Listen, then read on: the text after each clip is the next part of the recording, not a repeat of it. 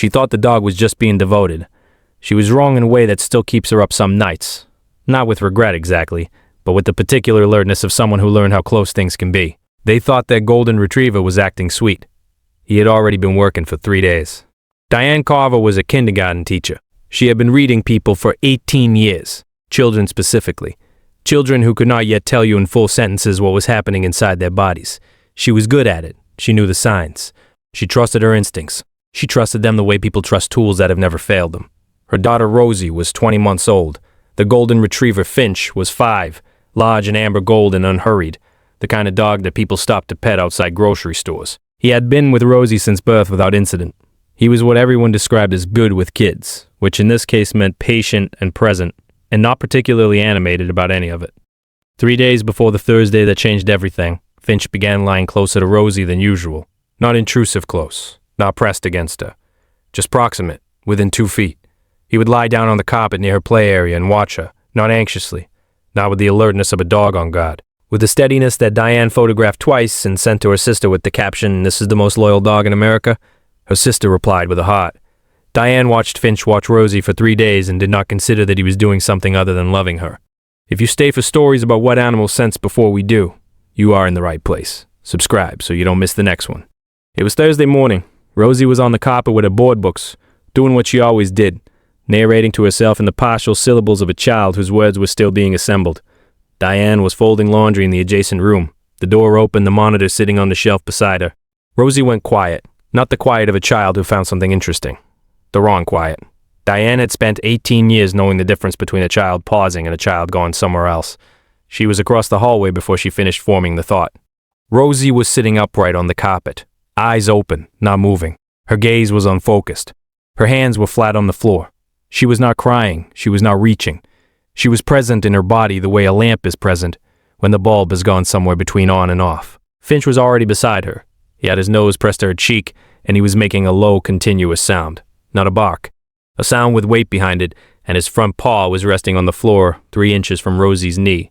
Diane dropped to the floor and put her hands on her daughter. Rosie blinked once, then twice, and her eyes found her mother's face. Her body was slightly warm, her color looked wrong around the mouth. Diane called 911 within 90 seconds. Has your dog ever done something that made no sense until it was the only thing that made sense? Tell us in the comments. These stories deserve to be heard. At the emergency department, Rosie was assessed by Dr. Priya Nankani, pediatric emergency. 11 years in practice. The EEG they ran that afternoon showed what Dr. Nankani had suspected from Diane's description.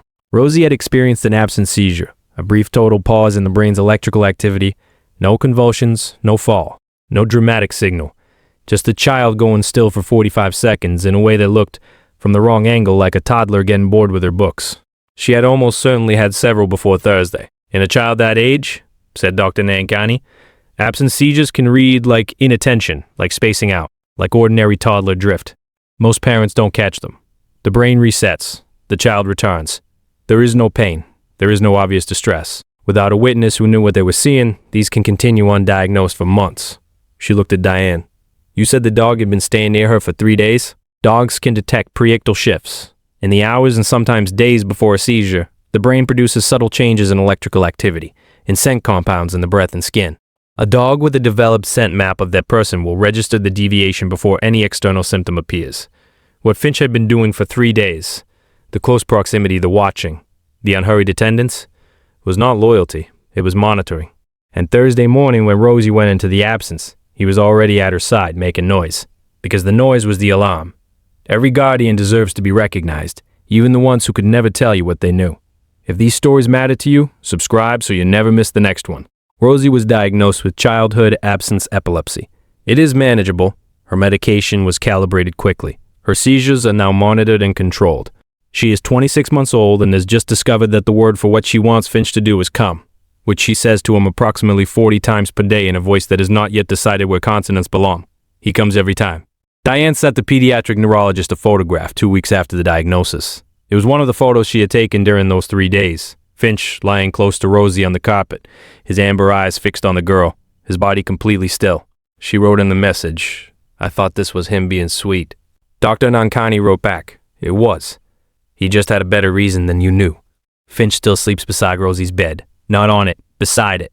His chin on the floor, eyes open in the dark, A dog who learned something about this small person 3 days before anyone else in the house was ready to know it, and who has not stopped watching since. The next story begins with a father who dismissed what the dog kept doing for a week as attention-seeking. It took one night and one phone call to understand what the dog had actually been trying to say.